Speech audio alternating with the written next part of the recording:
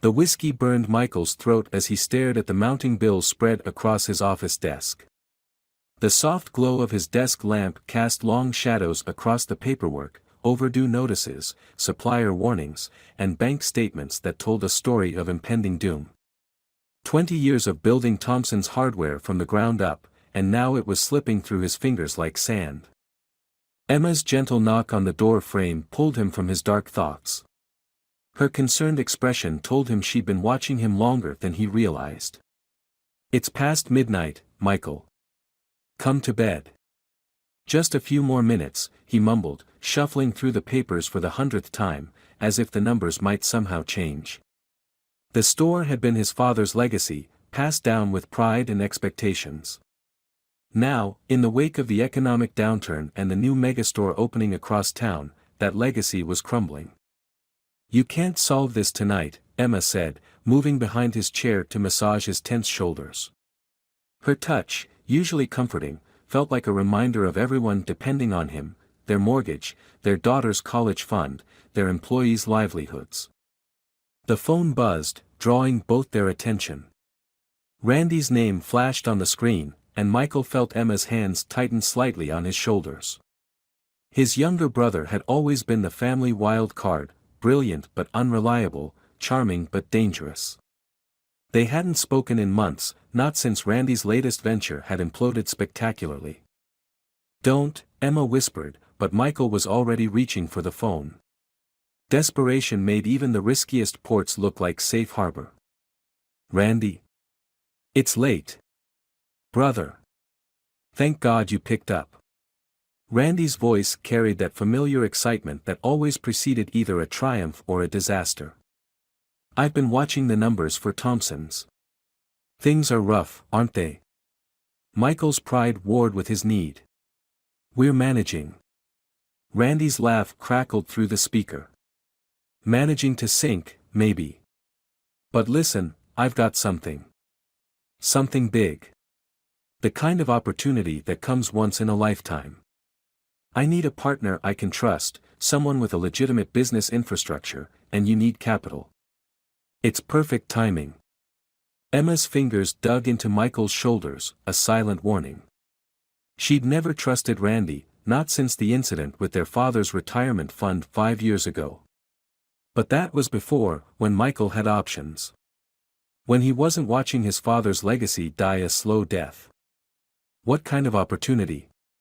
Michael heard himself ask, even as Emma's hands dropped away. He could feel her disappointment without turning around. "Not over the phone. Meet me tomorrow at Lorenzo's, noon sharp. This is it, brother. The answer to everything." After Randy hung up, the silence in the office felt heavier than before. Michael finally turned to face his wife, but Emma was already walking away, her back straight with tension. "He's changed," Michael called after her. "People learn from their mistakes." Emma paused at the door, her silhouette framed by the hallway light. "Yes, they do. They learn to make bigger ones." She disappeared into the darkness, leaving Michael alone with his whiskey and his doubts. He turned back to the bills, but now a new document caught his eye, their daughter Sarah's college acceptance letter. The pride of that moment just weeks ago had been untainted by financial worry. He'd promised her the world, just like his father had promised him. The whiskey glass trembled slightly in his hand as he reached for it. Tomorrow, he decided. Tomorrow he'd hear Randy out. What was the harm in just listening? In the back of his mind, a quiet voice that sounded remarkably like Emma's whispered, "Everything." The harm could be everything. Lorenzo's restaurant buzzed with the usual lunch crowd, but Michael barely registered the ambient chatter. His attention fixed on the documents Randy had spread across their corner table, each page promising salvation wrapped in numbers that seemed too good to be true. "It's simple," Randy explained, his confidence radiating like a solar flare. "Your hardware store becomes our distribution hub. We funnel investment capital through your business, expand operations, and everyone wins. The investors get their returns, you get the cash injection you desperately need, and I get my commission for arranging it all." Michael studied his brother's face, searching for signs of the teenage boy who'd once convinced him to borrow their father's car, leading to a crashed vehicle and a summer of shared consequences. Randy had always been persuasive, his schemes gilded with just enough truth to make the lies palatable. These investors, Michael ventured, turning a page filled with projections and promises, who are they? Randy's smile flickered for just a moment. Overseas partners. Very private, very wealthy. They prefer to keep things discreet. Warning bells rang in Michael's mind, echoing Emma's voice from their argument that morning. "I won't watch you throw everything away on another of his schemes," she'd said, her voice breaking with frustration. "Your father trusted you with that store. Sarah's future depends on it." But Sarah's future was exactly why he was here. The acceptance letter to her dream college sat in his briefcase like a weight, a reminder of promises he couldn't keep without help. "The initial investment comes through next week," Randy continued, sliding a contract across the table. "All you need to do is sign. We'll handle everything else, the paperwork, the transfers, everything. You just keep running your store like normal." Michael's pen hovered over the signature line. "What about Emma? She's co-owner of the business." Randy's expression hardened slightly. "Emma's never understood our family's potential. She thinks small, plays it safe." "Is that what you want? To be safe and slowly sink?" The pen felt heavy in Michael's hand as memories flooded back, his father's proud smile when he'd first handed over the store keys, Emma's joy when they'd finally paid off the original loan, Sarah's first day helping at the register. All of it built on trust, hard work, and honest dealings. "I need time to think," Michael said, starting to rise. Randy's hand shot out, gripping his wrist with surprising strength. "There is no time, brother. The investors need an answer today. Right now. You're not just deciding your fate here, you're deciding Sarah's future, Emma's security, your employees' livelihoods. Are you really going to let pride stand in the way of saving everything?" Pride. The word hit Michael like a physical blow. Wasn't it pride that had kept him from admitting how bad things were getting? Pride that made him resist asking for help until it was almost too late? The pen moved across the paper before he fully registered his decision. Randy's smile broadened as he gathered the documents with practiced efficiency. "Welcome to the future, brother," Randy beamed, clapping him on the shoulder. "Trust me, you've made the right choice." Later that evening, as Michael sat in his parked car outside their home, he struggled to find the words to tell Emma.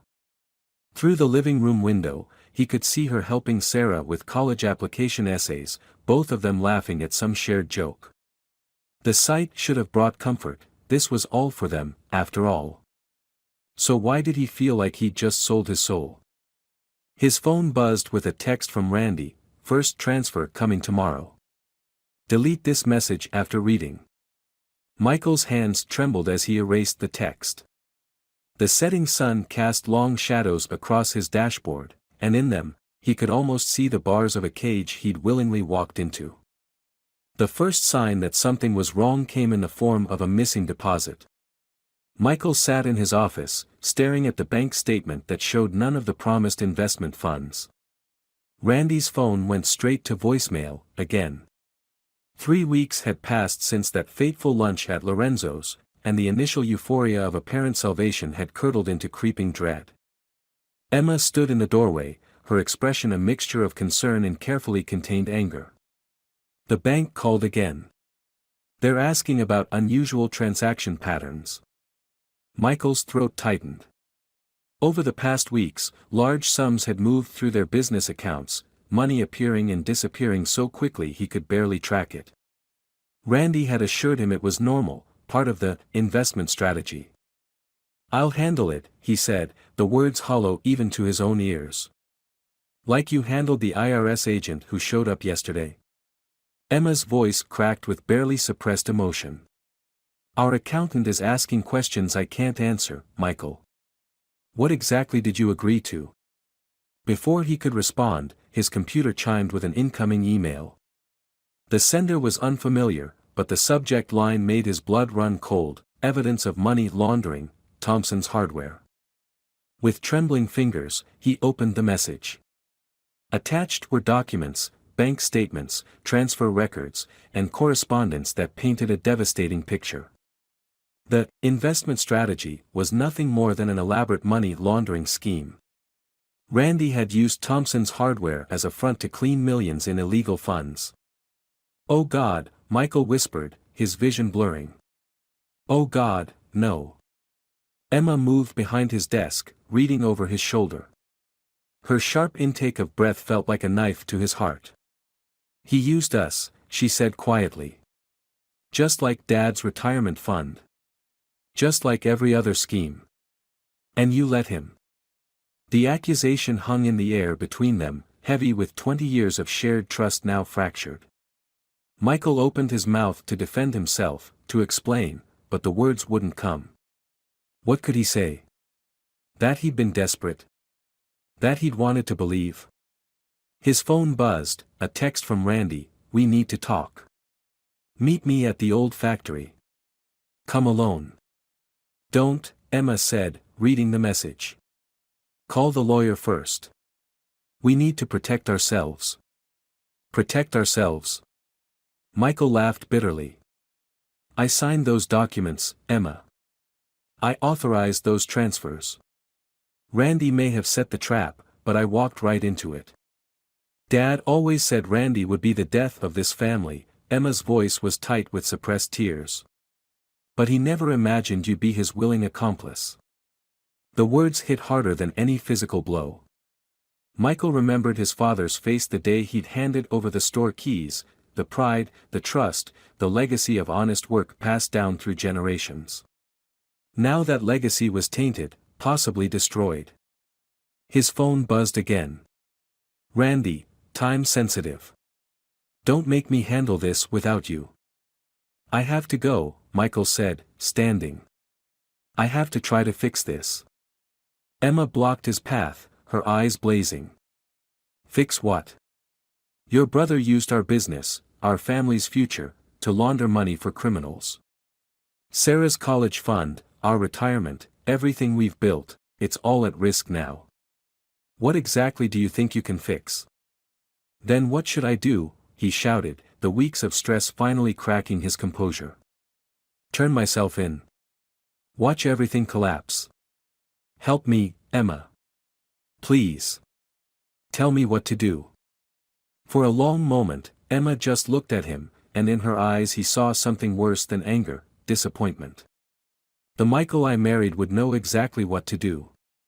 He'd choose truth over lies, hard right over easy wrong. "But I don't know who you are anymore." She turned and walked away, leaving him alone with his guilt and his brother's increasingly urgent messages. Through his office window, he could see the hardware store's sign, the name, Thompson, standing proud against the evening sky. His father had always said that name meant something in this town: it meant honesty, integrity, trust. Michael's phone buzzed one final time: "Last chance, brother. Don't make me an enemy." The sunset painted his office in shades of blood red as Michael made his decision. The question was, would it be his final mistake, or his first step toward redemption?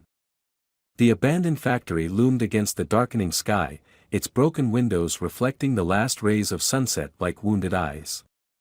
Michael's footsteps echoed through the empty parking lot, each step carrying him closer to a confrontation 20 years in the making. Randy waited inside, leaning against a rusty support beam with casual arrogance. Even now, facing the collapse of his scheme, he managed to look unruffled, as if this were just another business meeting. "You're late," Randy said, checking his expensive watch. "I was starting to worry you might do something stupid, like talk to the authorities." Michael's fists clenched at his sides. "Like you did something stupid, using my business to launder money? My family's legacy to clean cash for criminals." "Our family's legacy," Randy corrected, his smile never wavering. "And I helped you save it. The store was dying, brother. I gave you a lifeline. You gave me a noose."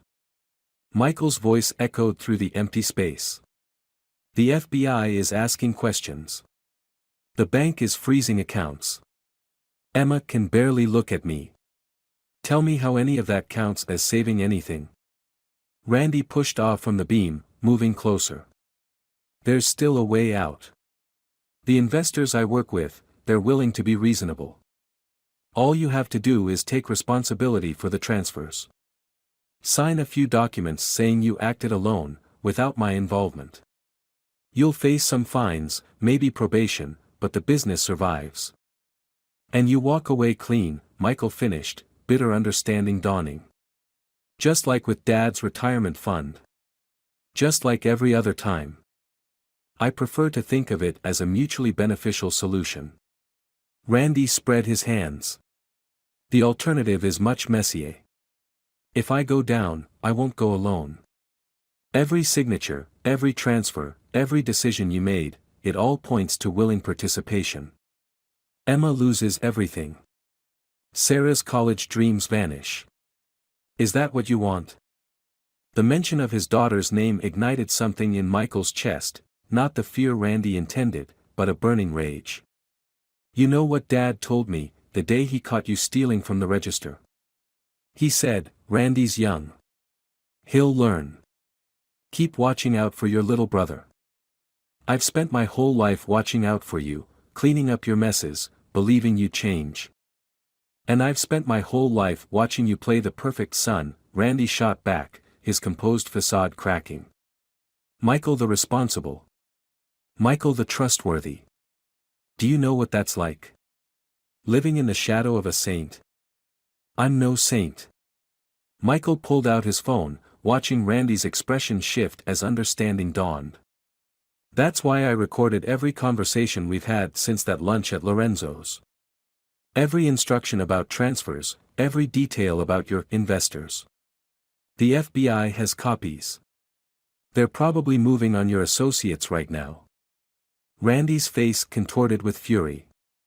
He lunged forward, grabbing Michael's shirt. You stupid, self-righteous bastard. You've ruined everything. No, Randy. You did that yourself. Michael didn't resist as his brother shoved him against a wall. The only question is whether you'll face it like a man or run like a coward. For a moment, violence hung in the air between them. Then Randy's grip loosened, his expression shifting from rage to calculation. You're bluffing. You wouldn't risk everything, not with Sarah's future at stake. Sarah's future was at stake the moment I trusted you. Emma was right, I forgot who I was, what our name means in this town. But I remember now. The distant wail of sirens cut through the tension. Randy's head snapped toward the sound, his survival instincts visibly warring with his desire for revenge. It's not too late, Michael said quietly. Turn yourself in. Help make this right. For once in your life, be the brother I've always tried to believe you could be. Randy backed away, his face a mask of conflicting emotions. You've made your choice, he said, his voice cold. Live with it. He turned and ran toward the back exit, leaving Michael alone in the growing darkness. The sirens grew closer, their wail mixing with the echo of footsteps and shouts. Michael slid down the wall, his legs finally giving out as the adrenaline faded. His phone buzzed, Emma. He stared at her name on the screen, wondering if this was the last time he'd see it there. The truth might save his soul, but would it save his marriage? His family? The legacy he'd fought so hard to protect? The factory doors burst open, flooding the space with harsh light and shouted commands. As Michael raised his hands, he realized some questions don't have answers, only consequences that must be faced, one painful step at a time. The interrogation room's fluorescent lights cast harsh shadows across the table as Michael finished his statement.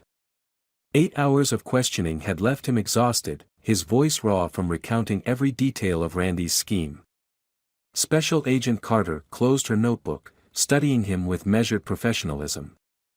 Your cooperation makes a difference, Mr. Thompson, she said. But the investigation is ongoing. We still need to track down your brother and his associates. And my business? Michael asked, dreading the answer. My family? The forensic accountants will need time to separate legitimate transactions from the laundered funds. Until then, your accounts remain frozen. She paused, showing a hint of sympathy. You should call your wife. But Emma had already been busy. When Michael finally walked out of the FBI office at dawn, she was waiting in the parking lot, along with James Morton, the best criminal defense lawyer in 3 states. You should have called me first, James said by way of greeting, but your wife made the right moves. She spent the night gathering documentation, establishing a timeline of Randy's manipulation. We can work with this. Michael looked at Emma, seeing the exhaustion in her face, the way she held herself rigid with determination. She met his gaze steadily. I'm still furious with you, she said quietly. But we face things together. That was the promise. The next weeks passed in a blur of legal meetings, forensic audits, and press speculation. Randy remained at large, but his network began to unravel as federal agents traced the money trail across state lines and international borders. Each new revelation painted a picture of sophistication that stunned even Michael. His brother had built an empire of deception, using family ties as just another tool in his arsenal. The hardware store stood shuttered, its windows covered with newspaper. Every morning, Michael drove past it, remembering his father's words about legacy and trust. The town whispered, of course. Decades of reputation couldn't shield them from scandal. But slowly, unexpectedly, support emerged. Former customers left messages of encouragement on the store's answering machine. Local business owners who had known Michael's father reached out through their lawyers, offering statements about the Thompson family's character.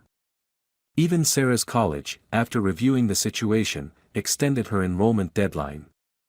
People remember, Emma said one evening, sorting through another stack of supportive letters. 20 years of honest dealing doesn't vanish overnight. Your father built that trust. You maintained it. One mistake doesn't erase everything. A mistake that could still cost us everything, Michael reminded her. They sat in their kitchen, the space between them still charged with unresolved tension. The FBI found more accounts, Emma. The money Randy moved through our business, it's worse than we thought. Then we face it, she said firmly. But this time, we do it right. A plan began to form, built on Emma's meticulous documentation and James's legal expertise. If they could prove Michael's manipulation, demonstrate his cooperation, and show a clear separation between legitimate business and Randy's scheme, they might salvage something from the wreckage. But Randy wasn't finished. Late one night, as Michael pored over financial records in his home office, his phone lit up with a message from an unknown number. Last chance, brother. Meet me tomorrow at sunset. The Marina, slip 42. Come alone, or I release everything, including what really happened to Dad's retirement fund. Michael stared at the message, his hands shaking. He'd never told Emma the full truth about that incident, how he'd covered for Randy one final time, hoping it would be the last.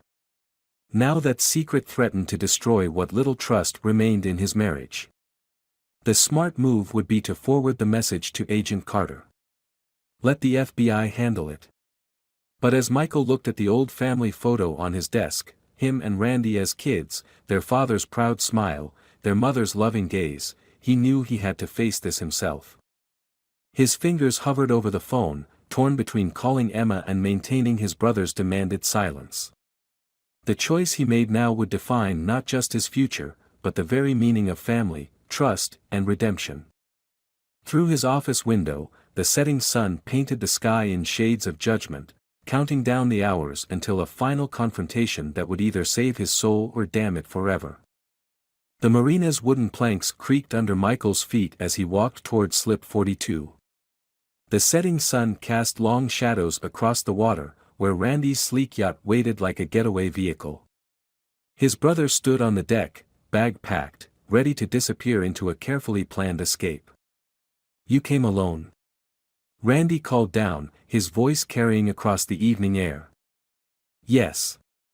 Michael stopped at the edge of the dock. But I told Emma everything first. About Dad's retirement fund, about how I helped cover it up. No more secrets. Randy's laugh held no humor. And she's still with you? Saint Michael, always landing on his feet. She's angry. Hurt. We have months of counseling ahead. But we're fighting for our marriage. Michael met his brother's gaze. Just like I'm here fighting for you. Fighting for me? Randy's expression darkened. You betrayed me to the FBI. No, Randy. I stopped betraying myself. Michael pulled out an envelope. These are the original documents from Dad's fund. The ones that prove what really happened. I'm turning them over to the FBI in the morning. Randy's composure cracked. You do that? Destroy your own brother? I'm trying to save him. Michael's voice grew stronger. Running won't fix this.